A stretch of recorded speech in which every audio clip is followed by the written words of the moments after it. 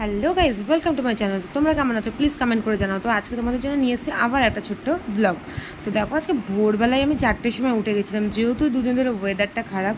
তো সকালবেলায় আমি এখন কদিন ধরে উঠছি, তো ভাবলাম যে সকাল থেকে যখন উঠেছি তখন তোমাদের সঙ্গে ভিডিওটা শেয়ার করি। তো দেখো, ঘুম থেকে করে যখন মর্নিংয়ে উঠে গেছি তখন আবার মাঠে গিয়ে দেখি দুটো শালিক একসঙ্গে। দেন তারপরে আমি একটু ফুল টুল তুললাম, তুলে বাড়িতে আসলাম। এসে গিয়ে দেখি ঘরে মাশরুম রয়েছে, তো মাশরুম ঘরে গিয়ে মাশরুম তুললাম, যেহেতু আজকে অর্ডার ছিল।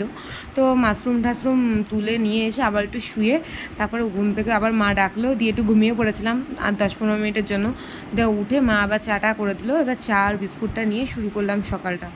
দিয়েই দেখছি কি বাইরে একটা অসাধারণ দৃশ্য, যেটা সবাই তোমরা এই কদিন ধরে উপভোগ করেছো আশা করি।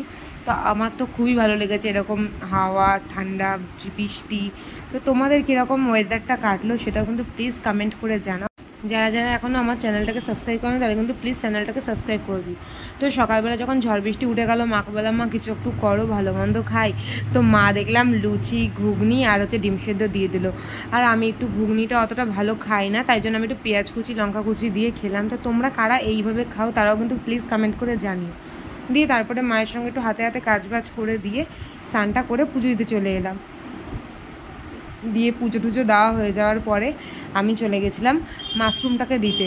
তো তোমরা সেদিনকে সারাদিন এই ঝড় বৃষ্টিতে কী কী করেছো প্লিজ কমেন্ট করে। তারপরে আমি চলে গেলাম মাশরুমটা দিতে, মাশরুম দিয়ে বাড়ি চলে এলাম। বাড়ি এসে দেখি মা তো অনেক কিছু রান্না করেছে, যেটা ছিল হচ্ছে ঘ্যাটকোলের ডান্টি বাটা, তারপরে মাছের তেলের চচ্চড়ি, চুনো মাছ আর লাল লাল মাংসের ঝোল। তো এইসব খাওয়া দাওয়ার পরে আমি শুতে গেলাম। তো তখন দেখি ঝড় বৃষ্টি, তো খুব ঘুমটা ভালোই হলো।